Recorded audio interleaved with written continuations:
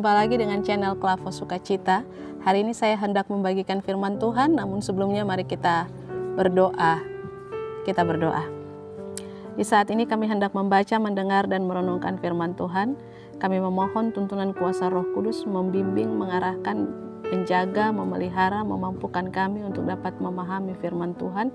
Dan daripada firman-Mu itu lalu melengkapi kami di dalam kami menjalani segenap kehidupan, kerja, dan karya kami hari demi hari. Demi Yesus Kristus, firman yang hidup, kami berdoa. Amin. Firman Tuhan bagi kita terbaca di dalam kitab Perjanjian Lama, yaitu kitab Mazmur pasal 147 ayatnya yang ketiga. Demikian firman Tuhan bunyinya, Ia menyembuhkan orang-orang yang patah hati dan membalut luka-luka mereka. Itulah bagian firman Tuhan yang kita baca di dalam Mazmur pasal 147 ayatnya yang ketiga, yang saya ulangi kembali bunyinya, Ia menyembuhkan orang-orang yang patah hati dan membalut luka-luka mereka. Saudara-saudara yang diberkati oleh Tuhan Yesus Kristus, kitab Mazmur tema sentralnya adalah doa dan pujian, dan penulisnya adalah Daud dan beberapa orang lain. Kitab Mazmur dalam bahasa Ibrani disebut Tehillim, yang berarti puji-pujian.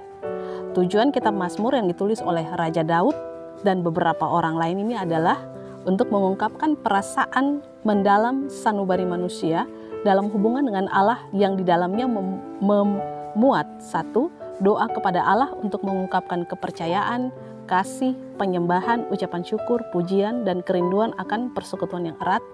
Tetapi dalam doa itu juga untuk mengungkapkan kekecewaan, kesesakan mendalam, ketakutan, kekhawatiran, penghinaan, dan seruan untuk pembebasan, kesembuhan, atau pembenaran. Yang kedua, kitab Mazmur ini ditulis sebagai nyanyian yang mengungkapkan pujian, ucapan syukur, dan pemujaan kepada Allah dan hal-hal besar yang telah dilakukannya. Dan bagian yang ketiga, kitab Mazmur ini ditulis dalam beberapa pasal lain berisi bagian-bagian penting yang berhubungan dengan Mesias. Di saat ini tema yang dipilih untuk bacaan kita dari Mazmur 147 ayatnya yang ketiga adalah dipulihkannya dari patah hati. Dipulihkannya dari patah hati.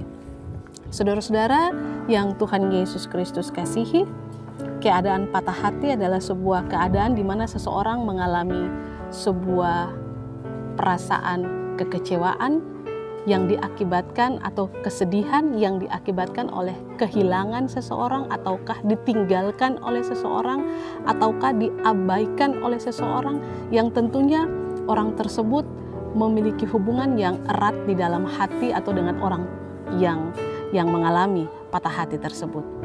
Keadaan patah hati itu juga berkaitan dengan psikis atau kejiwaan seseorang, sehingga jika seseorang mengalami keadaan patah hati, maka tentunya hal-hal yang menurut dia pada saat tidak sedang patah hati itu menyenangkan, tetapi ketika dia berada di dalam keadaan patah hati, hal-hal tersebut tidak membuat dia menjadi senang.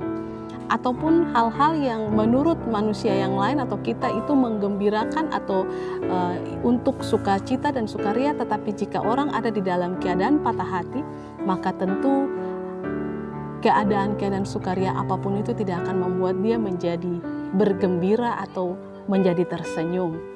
Sebab ketika kita berada dalam keadaan patah hati, tentu itu akan berdampak pada mood kita atau bagaimana kita melihat keadaan-keadaan di sekeliling kita. Nah, keadaan patah hati ini yang sedang dialami oleh pemazmur. Tetapi juga dalam kehidupan kita mengalami situasi tersebut. Entahkah ketika kita ditinggalkan oleh seseorang, ataukah kita dikecewakan oleh seseorang, ataukah barangkali apa yang kita inginkan itu tidak dapat terwujud, padahal kita sudah sangat mendambakan hal tersebut. Tentu kita akan mengalami situasi atau keadaan yang namanya patah hati. Dan karena itu di dalam kitab Mazmur 147 ayatnya yang ketiga dikatakan bahwa Allah yang akan menyembuhkan orang-orang yang patah hati dan membalut luka-luka mereka. Ini berkenaan dengan perasaan hati seseorang. Ini berkenaan dengan apa yang dipikirkan dan dialami oleh orang tersebut. Dan hanya Allah yang dapat dan mampu untuk memulihkan situasi ataupun keadaan yang tidak mengenakan itu ketika orang-orang itu berharap kepada Tuhan. Ketika kita berharap dan percaya kepada Tuhan, maka kita akan mengalami pemulihan seperti temanya, dipulihkannya dari patah hati. Situasi hidup tidak dapat kita elakkan bahwa kita harus berjumpa dengan suka duka, sakit, sehat, untung, rugi, susah, senang. Itu akan kita alami. Bahkan juga itu berkaitan dengan perasaan kita pada keadaan-keadaan yang terjadi di sekeliling kita. Tetapi satu hal bahwa kemanusiaan kita itu yang mengalami suka duka, sakit, sehat, untung, rugi, susah, senang itu dapat kita lalui semuanya itu jika kita bersama dengan Tuhan. Jika Tuhan menjadi satu-satunya kekuatan, jika Tuhan menjadi satu-satunya tempat di mana kita mengungkapkan segala isi hati kita dan meminta pertolongan daripadanya. Nah, karena itu dari tema kita dipulihkannya dari patah hati, hendak mau mengungkapkan kepada semua kita hari ini bahwa hanya Yesus, Tuhan dan Juru Selamat kita sajalah yang mampu memulihkan kita dari setiap perasaan-perasaan yang kita alami dalam hidup kita. Tentunya perasaan-perasaan yang tidak mengenakan, perasaan-perasaan duka, perasaan-perasaan kekecewaan, perasaan-perasaan sedih.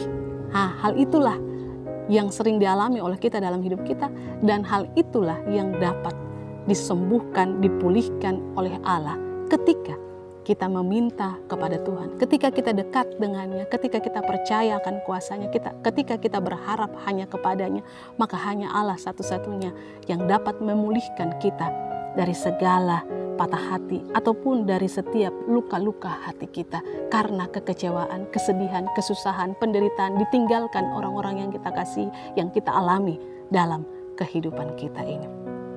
Oleh karena itu saudara-saudara yang Tuhan Yesus Kristus kasihi, marilah kita tetap terus percayakan kuasa-Nya, bersandar padanya, senantiasa mencari Tuhan dalam situasi hidup apapun.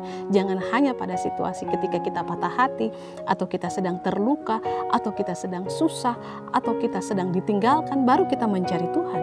Dan ketika kita ada dalam keadaan yang senang, kita berada dalam keadaan sehat, kita berada dalam keadaan suka, kita melupakan Tuhan.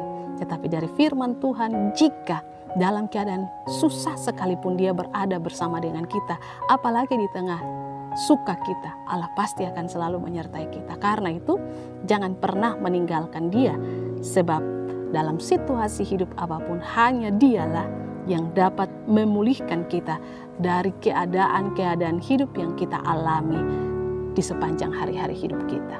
Tuhan memberkati kita dengan firman-Nya. Amin. Mari kita berdoa. Terima kasih Tuhan Yesus Kristus untuk firman-Mu yang memberikan sebuah janji bagi kami bahwa hanya Engkau satu-satunya Allah yang dapat memulihkan kami dari setiap kesesakan hidup yang kami rasakan ketika kami berada di tengah-tengah kekecewaan, duka cita, hati yang terluka, bahkan patah hati sekalipun. Tuhan sajalah satu-satunya sandaran yang akan memulihkan kami, yang akan memampukan kami untuk tetap berdiri teguh dan melihat setiap hal yang Engkau janjikan dalam firman-Mu, bahwa Engkau adalah satu-satunya Allah yang sanggup melepaskan dan memampukan kami untuk menghadapi dan melewati semua keadaan hidup yang kami alami ini. Terima kasih Tuhan Yesus Kristus, teguh kokohkan kami dalam menjalani hari-hari hidup selanjutnya. Dan biarlah dengan kuasa firman Tuhan yang telah kami bersama baca, dengar, dan renungkan ini juga menjadi sebuah suluh dan terang di dalam kami, terus teguh dan kuat bersama dengan Kristus di tengah-tengah badai hidup yang Tuhan izinkan kami temui dan alami. Di dalam nama Tuhan Yesus Kristus, Juru Selamat kehidupan kami, sumber pemulihan kami berdoa dan bersyukur. Amin. Shalom, Tuhan memberkati.